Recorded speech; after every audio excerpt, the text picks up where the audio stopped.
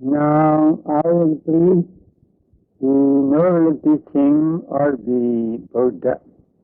Silang Samadhi Banyacha Vimodija Anodara Anu Buddha Ime Dhamma Gautame Nayasasinam. Gautama Buddha, who is a true refuge for all Buddhists, fully practiced and personally experienced, the noblest, the loftiest, and the most dependable dhammas, comprising sila, morality, samadhi, concentration, panya, wisdom, and vimukti, deliverance. When he had thus practiced and discerned all that should be known, he preached the same for 45 years to Vinaya persons, those who can be instructed, so that they may, like himself, be delivered from all sufferings through practice of these dependable dhammas. The Bodhisattva had 4 asankhya aeons and 100,000 world cycles ago, bowed at the feet of By Buddha to become a Sammasambuddha, Supreme Buddha. From that time onwards, the Bodhisattva had fulfilled the paramis, perfections of virtue, needed for Buddhahood, like dana, charity, sila, morality, and so on. 2,562 years ago, according to Western reckoning, in this world cycle, he became the son of King Suddhodana and Queen Maya. The king father gave the name of Siddhartha to his child, the Bodhisattva, at the age of 16. He was married to Yasodhara Devi, daughter of King Buddha, and went on enjoying the delights of royalty. When he was 29 years of age, he came to realize the ills of old age, sickness, and death, and renounced the world in order to find out for himself and others the Dhamma that can liberate one from old age, sickness, and death.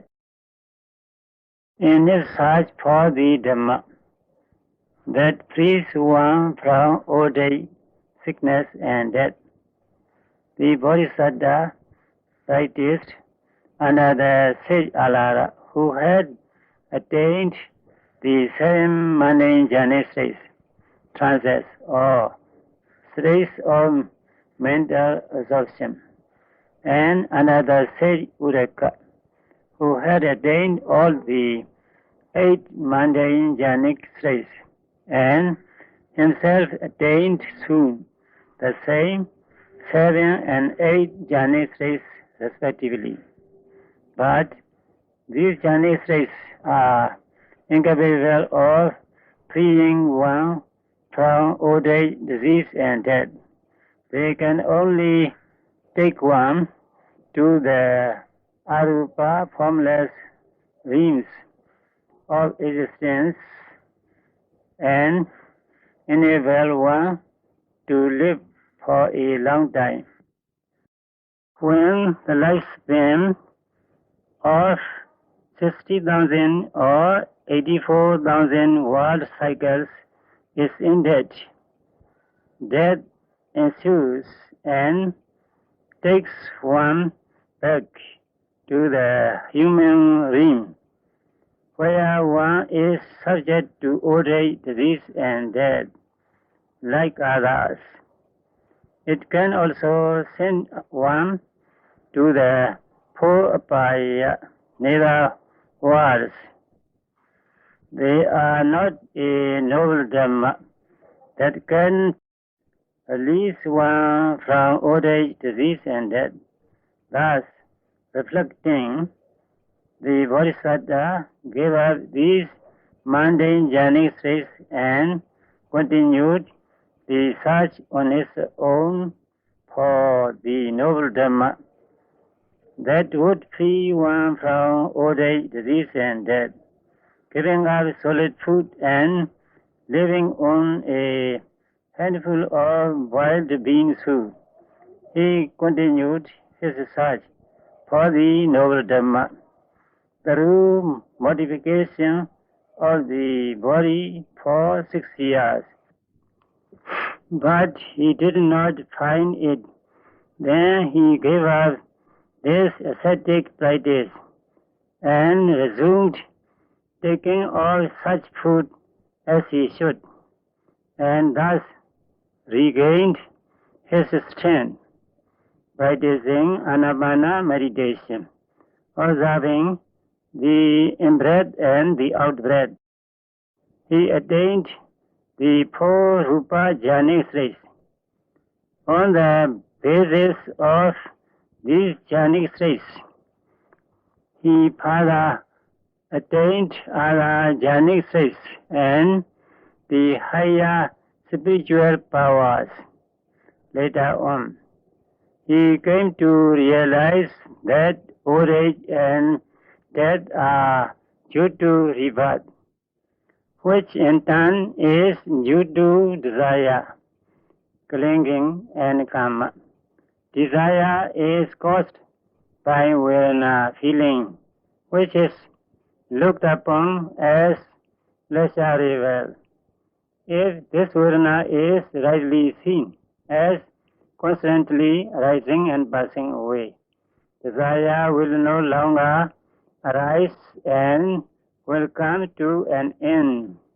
If desire ends, clinging and pleasure-seeking karma will also come to an end.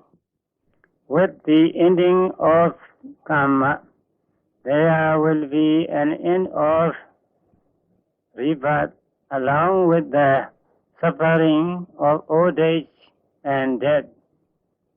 Realizing all these facts, the Bodhisattva meditated on the rising and passing away of the 5 uparana khandhas, groups of clinging, so that there may be no occasion for desire to arise. Uparana khandha means the psychophysical phenomena that become apparent every time one sees, hears, smells, tastes, touches, or thinks. In object of seeing, the eye in which arises seeing becomes apparent. The physical object which is seen becomes apparent, and the seeing consciousness also becomes apparent. Along with this consciousness, the feeling of pleasure or non-pleasure at the sight also becomes apparent. The perception sanya of what is seen, the encouragement kirana to see, and the attention manasikara to the sight seen. All these also become apparent. Of these, the eye and the sight constitute Rupa Khanda, the aggregate of material qualities. These material qualities are also taken as permanent, pleasing, and as a living atta, substantial entity, and are clung to. Because of this clinging, the eye and the sight are called in Pali as Uparana Khanda. Because of a similar attachment, the I consciousness, etc., are also called Vijnana Uparane Khanda, Vedana Uparane Khanda, Sanya Uparane Khanda, and Sankhara Uparane Khanda. In brief, the I and the sight are Rupa, material qualities. The consciousness of sight is Nama, mental quality. There are only these two qualities, material and mental.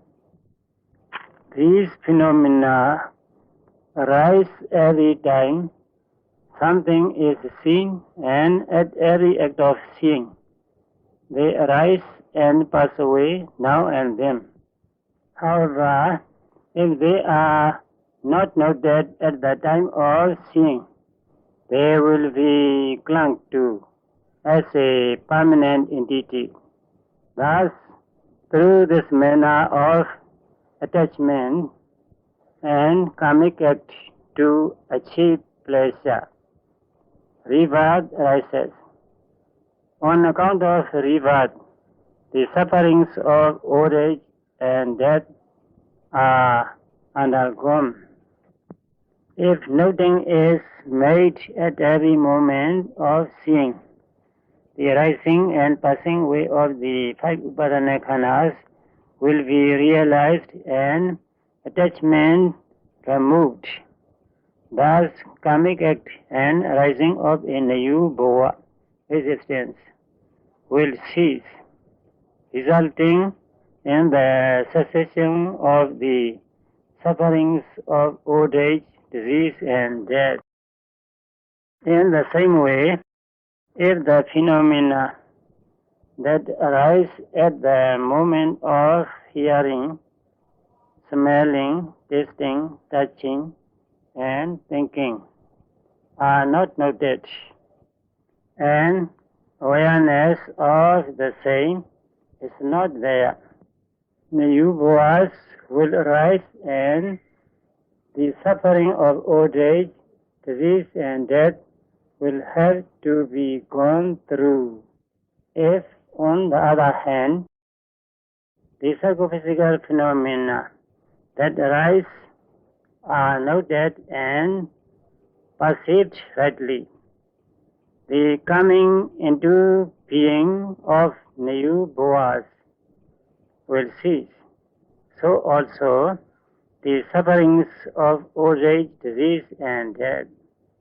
Thus, reflecting on the arising and ceasing of suffering, the Bodhisattva meditated on the arising and passing away of the uparana khanas. In such meditation, he was soon freed from the bondage of aswakilesa, the impurity of the outflows, and became the omniscient Supreme Buddha. So the Buddha preached thus: Tassa Panchasu Uparana Khandesu Uriya Bhayanu Basino Viharado Najira Seva Anuparaya Aswehi Chaitan Vimochi. This, in brief, is how the Buddha himself practiced so as to be free from sufferings of old age, disease, and death, etc., and realize the noblest dhammas of sila, morality, samadhi, concentration, panya, wisdom, and vimukti, deliverance. In this manner, did the Buddha himself realize the Dhamma, which is cessation of all sufferings, and preach it out of compassion to all beings, so that they might, like himself, come to know and experience the true Dhamma, which is cessation of sufferings. Initially, the Buddha preached this Dhamma to his 5 disciples, Kondinya, Vapa, Bhadiya, Mahanama, and Asaji. Those 5 disciples were the ones who had attended on the Bodhisattva while he was for 6 whole years practicing the austerities, going without solid food and living merely on a handful of wild bean soup. They had done so hoping that the Bodhisattva, who had shrunken to a mere skeleton of bones and seconds, would soon, today or tomorrow, attain Buddhahood. But when the Bodhisattva resumed the taking of solid food again, in order to be able to practice Anapana meditation, they had lost faith in him, reflecting how he could attain the noble Dhamma when he could not attain it, even while he was practicing austerity by abstaining from solid food. They considered that the Bodhisattva had deviated from the true path that would enable him to realize the noble Dhamma. Looking down on the Bodhisattva, thus, they had left him and gone to and been living in the Meghalaya forest, Deer Park, near Benares, 18 yojanas, 140 miles away from Bodh Gaya. The Buddha went to Meghalaya where they were, and sitting at the place they had prepared, asked them to listen to his teaching. He said to them thus, I have found the noblest Dhamma, that is deathless, and if you practice in accordance with it, you will attain the noblest Dhamma that you seek for. Listen. Thereupon, the 5 disciples responded continuously thus, Friend Gautama, even while you were practicing the austerities by abstaining from solid food, you could not gain the wisdom that is exceptional. How can it be possible that you have gained it now, that you have given up this ascetic practice? The Buddha, out of compassion, repeated thrice his invitation to listen to his teaching. Thrice did they turn it down. Whereupon the Buddha admonished and warned them thus, My 5 disciples, it is not that you have met me only now. You had been with me for full 6 years, attending on me, while I was practicing the difficult austerities. Did you then hear me saying that I had gained the exceptional Dhamma? Thereupon, the 5 disciples, believing that it must be so as the Buddha had said, since he had not said then that he had realized the exceptional Dhamma, prepared to listen to the teaching. The Buddha then preached the Dhammacakkappavattana Sutta, beginning with these words: Dve me bhikkhave anta pavajitena nasevidava. To such preaching of the Buddha, respectful attention should be paid in accordance with the following statement. Buddha so bhagava bodhaya dhammande seti. The meaning is this: after realizing the true Dhamma himself, the Buddha preached it to Vinaya persons, so that they may, like himself, come to realize the true Dhamma. I shall now explain a few passages from the Dhammacakkappavattana Sutta, the first preaching of the Buddha. From the age of 16 till the age of 29, the Bodhisattva Prince Siddhartha enjoyed the pleasures of the senses, surrounded by his consort Yasodhara Devi and other female companions.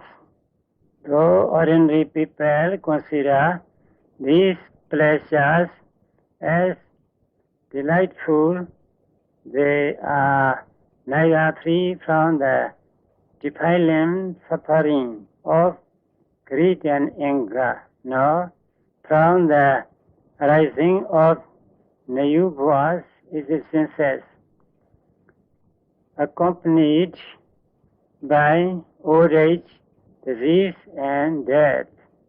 Thus, in the eyes of wise and foresighted people, there is no satisfaction whatever in the enjoyment of these sensual pleasures. Only that which confers permanent freedom from the samsaric sufferings of old age, disease, and death, and only that which makes for permanent happiness is the loftiest Dhamma. This is evidently true if one ponders properly. Renunciation of the worldly life is to gain such permanent happiness. But this lasting happiness would be complete only if there is freedom from the impurities of greed and anger. That is why the Buddha taught that the monk who had gone forth to free himself from these defilements should not indulge in the vulgar enjoyment of sensual pleasures. This is looked upon as an extreme practice. In conformity with this precept, the Buddha let it be known that he himself had forsaken these sensual pleasures from the age of 29. He also let it be known that his giving up the extreme austerities and taking gain such food as he should was not enjoyment of sensual pleasure, but strengthening of his body so that he could properly engage in anapana, meditation, etc. This fact also deserves respectful acclamation.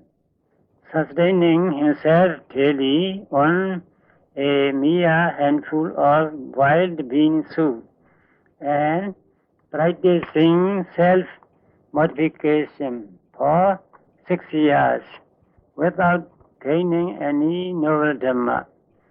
The Bodhisattva realized that it was a fruitless exercise that only brought suffering.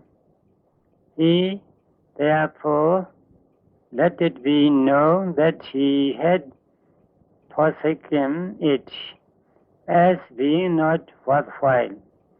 The true middle way was found only after the Bodhisattva had given up these two extremes of sensual pleasure and self-torture. What is this middle way? It consists of number 1, Samadhi, right view. Number 2, Samma Sankappa, right thinking or resolution. Number 3, Samma Vacha, right speech. Number 4, Samma Kammanta, right action.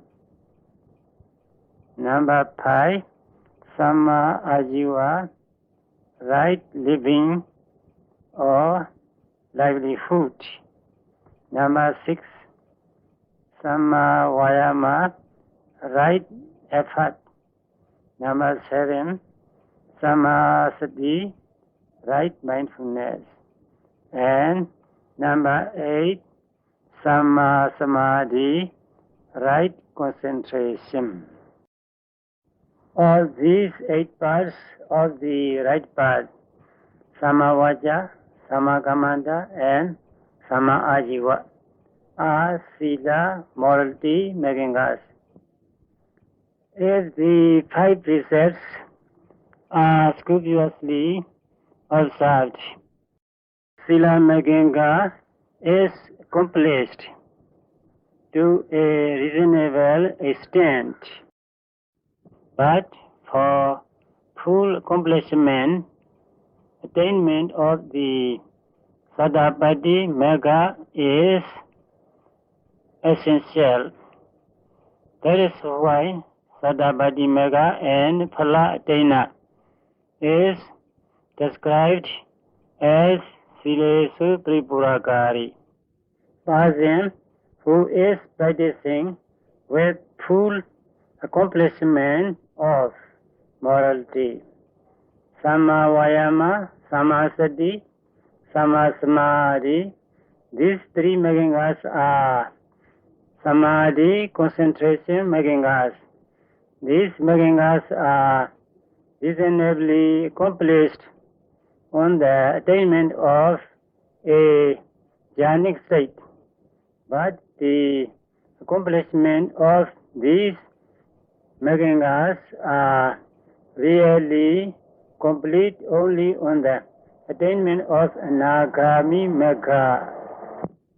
That is why the Anagami Magga and Phala Attaina is described as Samadhi Samay Tripurakari, person who is practicing with full accomplishment of concentration. Samadhi and Samma Sankappa. These 2 making us are Panya wisdom making us. While noting physical and mental phenomena which emerge on every act of hearing, seeing, etc. and on realizing they are arising and passing away, the Panya making us, along with the basic Sila and Samadhi making us, are developing. The Bodhisattva was liberated from the aswakilesas, the impure outflows by Radhamega and Pala, and became the Buddha through observing the rising and passing away of the Upadanakhanas, groups of clinging, and developing these 8 megangas. The Buddha himself found the right middle way called Majjhima Patipata by avoiding the 2 extremes and developing the 8 megangas, and taught the practice of this middle way, which is conducive to the opening of the eye of wisdom and to the attainment of wisdom itself, and so on. Here, the eye of wisdom means the act of knowing. This act of knowing is figuratively spoken of as the eye of wisdom, because it sees as if with the eye. What kind of knowledge does arise? With every act of seeing, hearing, touching, or knowing, whatever is experienced is only psychophysical phenomena and cause and effect only. It is also personally experienced that there is no permanent atta or self-entity. It is clearly seen with one's own knowledge that there is only an ever-changing flux of non-substantial psychophysical phenomena. These are all matters of personal knowledge and not beliefs held out of deference to one's teachers or blind beliefs accepted out of reverence for the Buddha. That is why the Buddha's teaching is praised as Sanadhika, the Dhamma that can be personally experienced if practiced. These 8 megangas are called the middle way or Majjhima Patipata, which enables extraordinary knowledge and insight knowledge that discerns matters that are difficult to know. It is to extinguish all kilesas, defilements, and to realize Nibbana. That is why the Buddha let it be known that everybody who develops in himself these 8 megangas called the middle way will, like the Buddha, gain extraordinary knowledge and wisdom, resulting in the extinction of all defilements and attain Nibbana. Accepting and bearing in mind this advice and listening to the very first Sammo, Dhammacakka Purana Sutta, preached by the Buddha. Venerable Kondinya was the first human to achieve Sotapannahood, while 180 million Brahmas attained Riya, Magga, Noble Path, and Phala. As for the Devas, innumerable numbers of them achieved this extraordinary Dhamma. I shall now briefly explain these 8 Maggangas called Majjhima Patippada, or the middle way, so that my listeners may be able to practice and develop them. According to Indian practice, the yogi Palingam Avujjayitawa must sit in cross-legged position. This is directed to enable the yogi to sit for long. According to the practice of some parts of the world, one may also sit on a chair and meditate. Ujjung Kayam Vanidaya, the upper part of the body must be kept straight. One must not be bent or slack while seated, lest virya energy be weak or lacking. One should not sit leaning back either. Trimukhan Sattvayi Upadavadawa.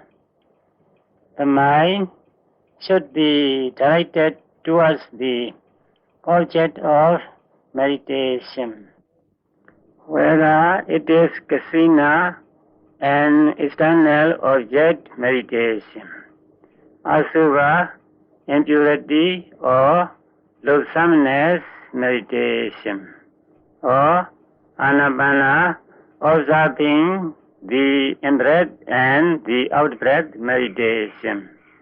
The mind should be so directed, that is, towards the object of meditation. Vipassana meditation means observing every phenomenon occurring at the 6 sense doors. In the beginning, however, it would not be possible to observe each and every phenomenon occurring at the 6 sense doors.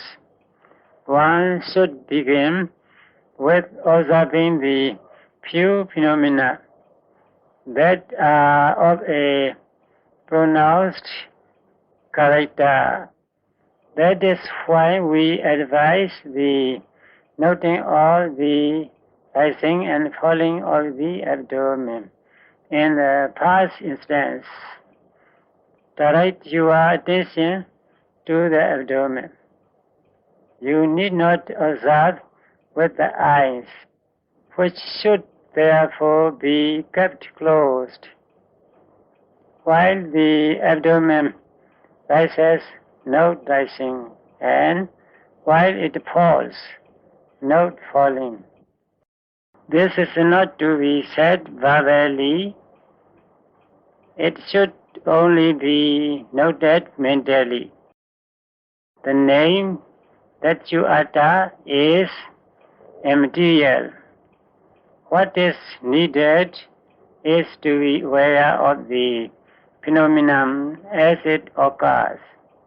That is why try and be continuously aware of both the beginning and the end of the rising as well as of the falling of the abdomen.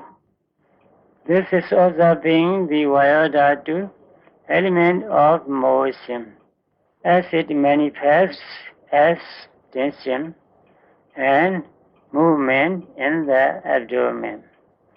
While so noting, if a thought rises, it should be noted. This is called Caitanupassana, contemplation on consciousness. According to Satipatthana Desana teaching, after noting this thought, go back to the rising and falling of the abdomen. While noting thus, if pain or aching arises in the body, it should be noted paining. This is Vipassana, contemplation of feeling. Then back to noting the rising and falling. If one hears something, it should be noted, hearing. Then back to noting the rising and falling. This in brief is the method of meditation to be practiced for about 2 minutes. Well, let us meditate in this manner for 2 minutes. The 2 minutes are over. Within every minute, 50 or 60 acts of noting are possible. In each act of noting, the Dhammas comprising the 8 Megangas are taking place. This is how they take place. The effort to note is Sammavayama, right effort. The act of mindfulness is Sammasati, right mindfulness. To remain concentrated on the object of mindfulness is Samma Samadhi, right concentration, right effort, right mindfulness, and right concentration. These 3 are Samadhi Megangas. Rightly knowing the object noted is Samadhi, but when one begins to practice noting thus, this right knowledge is not so evident. Later on, the knowledge becomes evident that there are only mind and matter with every act of noting. Because of the desire to move, motion occurs. Because there is something to be seen, eye consciousness occurs. Thus, the yogi comes to distinguish between cause and effect. Something rises afresh and instantly passes away. This is also evidently noticed. Thus, observing that there is a constant flux of rising and passing away of phenomena, the yogi realizes that everything is impermanent. After the passing away of old rupas and namas, if new ones fail to arise, that is the moment to die. Thus, death can come about at any moment. How frighteningly miserable life is.